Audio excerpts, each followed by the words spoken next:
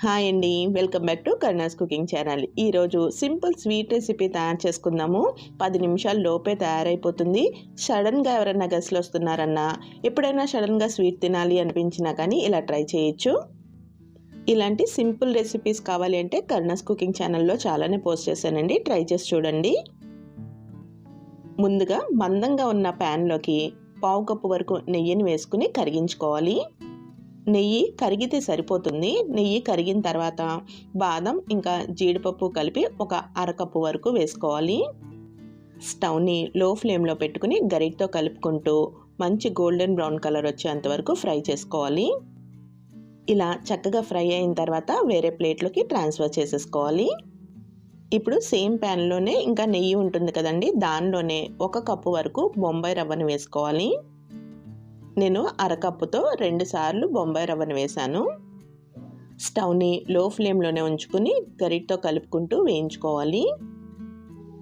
రవ్వ చక్కగా వేగి ఇలా కొంచెం రంగు మారుతున్నప్పుడు దీనిలోకి మనం జీడిపప్పు బాదం వేయించుకున్నాం కదా, అందులో జీడిపప్పు పలుకులు వేసేసుకోవాలి. ఇందులోకి ఇంకా కొన్ని బాదం పప్పుల్ని లాస్ట్లో డెకరేషన్ కోసం ఉంచేసుకుని మిగిలిన పప్పుల్ని చిన్న ముక్కలుగా కట్ చేసేసుకోవాలి. లేదంటే చిన్నగా గ్రైండ్ చేసేసుకుంటే పల్స్ మోడ్లో పెట్టుకుని కొన్ని పలుకులు ఇంకా కొంచెం పొడి కూడా ఉంటుంది.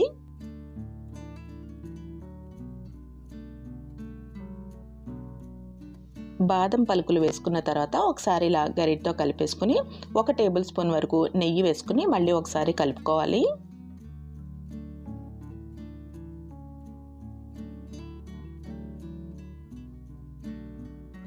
రవ్వ ఇలా వేయించుకునేటప్పుడే పక్కన ఇంకొక పొయ్యి మీద 3 కప్పులు నీళ్లు మరిగించుకోవాలి. 1 కప్పు రవ్వ తీసుకుంటే 3 కప్పులు నీళ్లు మరిగించుకోవాలి.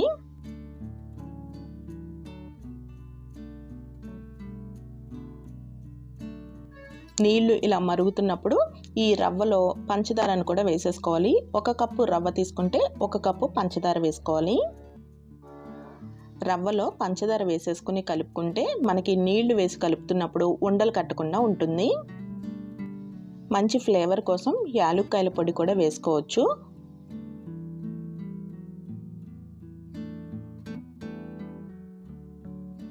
రవ్వలోకి పంచదారని చక్కగా కలుపుకున్న తర్వాత పక్కన పొయ్యి మీద మరుగుతున్న నీళ్లు ఉంటాయి కదా, వాటిని వేసేసుకుని కలుపుకోవాలి.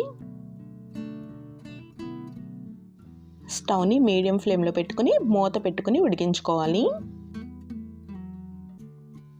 3 నిమిషాల తర్వాత మూత తీసుకుని చెక్ చేసుకోవాలి. రవ్వ చక్కగా ఉడికిపోయినట్టయితే 1 టేబుల్ స్పూన్ వరకు మళ్ళీ నెయ్యి వేసుకుని కలుపుకోవాలి. స్వీట్ సర్వ్ చేసేటప్పుడు జారుగా ఉండాలి అనుకుంటే ఇప్పుడే స్టవ్ ఆఫ్ చేసేసుకోవచ్చు. కొంచెం గట్టిగా ఉండాలి, మనకి ముక్కల్లాగా రావాలి అనుకుంటే కొంచెం దగ్గరికి పడిన తర్వాత స్టవ్ ఆఫ్ చేసేసుకుని సర్వింగ్ బౌల్లోకి ట్రాన్స్ఫర్ చేసేసుకోవాలి. స్వీట్ అంతా కూడా బౌల్లోకి ట్రాన్స్ఫర్ చేసుకున్న తర్వాత పైన కొంచెం నెయ్యిని వేసుకుని స్పూన్తో స్ప్రెడ్ చేసుకున్నట్టయితే మనకి ఈవెన్గా చక్కగా స్ప్రెడ్ అయిపోతుంది. స్వీట్ కొంచెం చల్లారిన తర్వాత స్వీట్ షాప్ స్టైల్లో కావాలి అనుకుంటే పీసెస్ లాగా కట్ చేసుకోవచ్చు. ఇలా సింపుల్గా తయారు చేసుకున్న స్వీట్ మీద ఇలా వేయించుకున్న బాదం కూడా డెకరేట్ చేసుకుంటే మనకి చూడడానికి కూడా చాలా బాగుంటుంది. మరి ఈ సింపుల్ స్వీట్ రెసిపీ మీకు నచ్చినట్టయితే కరుణాస్ కుకింగ్ ఛానల్ని సబ్స్క్రైబ్ చేసుకోవడం మర్చిపోకండి. Thank you for watching Karuna's cooking channel.